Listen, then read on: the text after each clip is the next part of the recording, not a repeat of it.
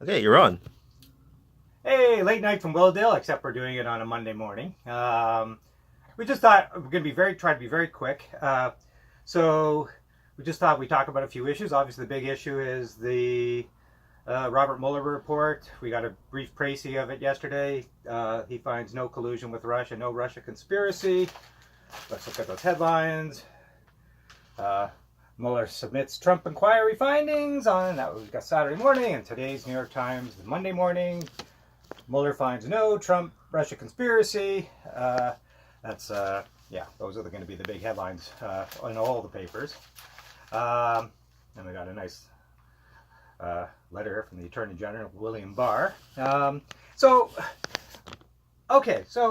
no collusion. Everyone was beginning to think that was probably going to be the verdict. But I think the Mueller investigation was worth doing. A lot of stuff came out of it. A lot of people were indicted. A lot of stuff was sent to other jurisdictions, Southern District of New York. We learned about Michael Cohen. We learned about Manafort and all these sleazy dealings. We learned about all of Trump's sleazy associates. And we learned a lot. So the Mueller investigation was worth doing. And I don't think Trump has been exonerated at all. Of course, we haven't seen the whole report, so we don't know what's totally in it.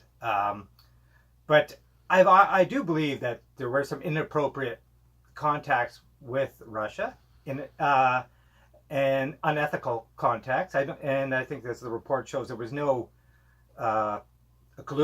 real collusion between the Trump campaign and Russia, although Russia did meddle in the U.S. elections. I think that's clear. And we know that Vladimir Putin said it publicly in Helsinki last July that they wanted Donald Trump to win. They did not like Hillary Clinton.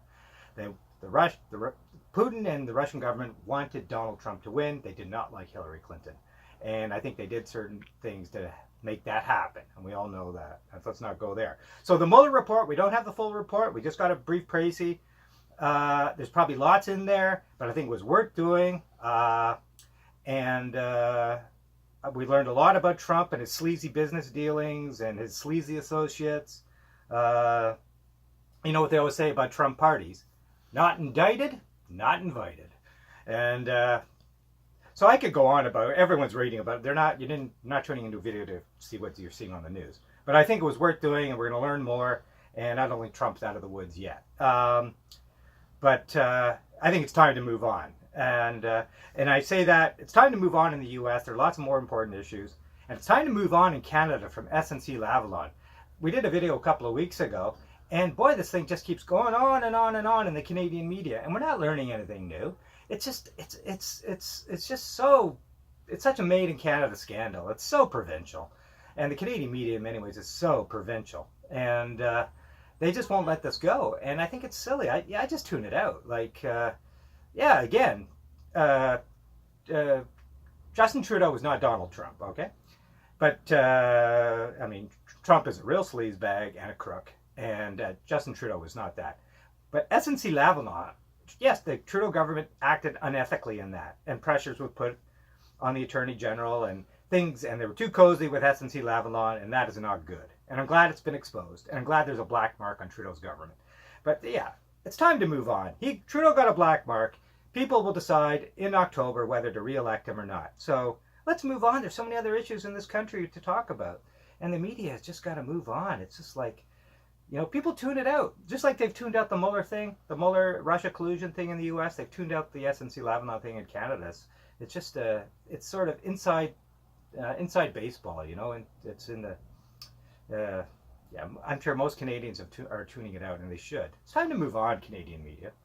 And then when I'm talking about the media, I got to tell you, CNN, though. I like CNN. I have it on. I think they do great documentaries.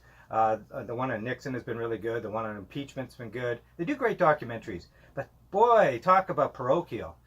You rarely get international news on CNN. And it goes to show you why a lot of Americans are so ill-informed about what goes on in the world.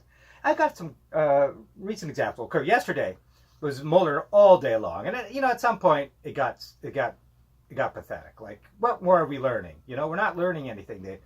And it went on and on and on into the wee hours of the morning, and of course it's on all day today. And come on, CNN's got to start covering the news. And there's been lots of criticisms of CNN on this. Like, okay, so when the Ethiopian Airlines plane went down a number of weeks back, that was all over the Canadian news right away. CNN, it was like number 3 or number 4 on their news headline. It was first Mueller, Trump, Mueller, Trump, Mueller, Trump. And then they said, oh, by the way, this Ethiopian Airlines plane went down outside Addis Ababa. And of course, that turned into a big issue, obviously, with Boeing and the faulty software and all that. So, and same last week too, there was an attack in the Netherlands in Utrecht, city south of Amsterdam, and that was a big news story in Canadian media. It was a big story in the New York Times. CNN didn't even cover it. It wasn't even like a big deal. It was all Mueller, Mueller, Mueller, Mueller, and you could go on and on about CNN and not covering international news. It's just like it doesn't exist. The world does not exist outside of the bubble in Washington, and it's really sad. And CNN's, the New York Times is an exception. They covered the world. There's lots of, they cover the world. They do great stuff internationally, and the Wall Street Journal. But a lot of people don't read those papers. A lot of people get their news from cable news and their local newscasts and their national newscasts. And the American electronic media does not cover the world very well. It's very provincial, and it's been, of course, CNN. People call it the Trump Mueller News Network. I mean, CNN in many ways helped Trump get elected because they covered his rallies and they give him extensive coverage. And it's, as much as Trump hates CNN, he needs CNN. CNN should actually stick to making good documentaries like the one on Nixon, and like I said, the one on Saudi Arabia that Fareed Zakaria did, and the one on impeachment, and start covering international news. The world exists beyond the United States. There was a small story here, and we're not going to go on for just another minute or so. This one's Sunday's New York Times. Just buried in the back, U.S. airstrike is said to kill 14 Afghans. U.S. airstrikes is said to kill 14 Afghans. And it's just buried at the bottom, civilian casualties. And how many people in the last 10 years killed in Afghanistan? 82,000 injured or killed. 82,000 civilian casualties in Afghanistan in the last 10 years. And about 6 to 10% of them were caused by basically U.S. airstrikes. So that's that's thousands of civilian casualties caused by the United States and its allies. Yes, the Taliban, there's lots of players here who are killing civilians, and the Taliban, of course, is one of them. But this is one of the reasons we need to get out of Afghanistan. This is why the Afghans turn against the West, because, when you're killing, when you're having these casualties, and it happen often, and it just gets buried at the bottom of the paper. It's time. I'm glad the U.S. is negotiating to get out of Afghanistan and reduce its troop forces there dramatically. Like I said before, Afghanistan will not be Canada, the Netherlands, or Switzerland. Not in our time, okay? It's not going to happen. There'll be no perfect solution to that war, unfortunately. But it's time for the West to leave. Not dramatically, but soon. Like, they should do it soon. And again, airstrikes in Yemen, 28,000, right, Cleve? Yes, 28,000. It's in 2015, 28,000 dead or injured in civilian casualties due to airstrikes. 28,000 killed or injured in airstrikes or attacks on civilians in that war in Yemen. And a lot of these have been, and this has been documented, a lot of this, the majority have been the Saudi-led forces, the Saudis and the United Arab Emirates, which are the proxies of the United States in Yemen, and they use American weaponry. So, so 28,000 since 2015. Just a lot of them kids killed, mostly by the Saudis with U.S. weapons. That's horrible, and it's a disgrace. And I'll end this. Okay, so and then going, still in the Middle East, there's Israel. The Trump administration is acknowledging the Israeli annexation of the Golan Heights. Well, and nobody cares. Nobody cares. The Arab world doesn't care anymore. They've just given up. It's outrageous. And Trump is doing this as a gift to Netanyahu, who's facing all sorts of criminal charges and is facing re-election. And it's sad. It's very sad. Forget about the Palestinians. No one cares about them anymore. And now this morning we know there's been an attack and an airstrike in the Tel Aviv suburb. Now they're blaming Hamas. Hamas says it isn't involved. But you watch let's hope. Attacks on Gaza have killed thousands over the years, and nobody seems to care. One missile goes into Israel, and they bomb the crap out of Gaza, and it's horrible. And I'm worried about what's going to happen to Gaza now after what happened this morning outside of Tel Aviv. And the world doesn't care. Israel can get away with anything, particularly now, especially with Trump. And the Saudis are allied with the Israelis and the Emiratis, and the Egyptians don't care. It's amazing how things have changed.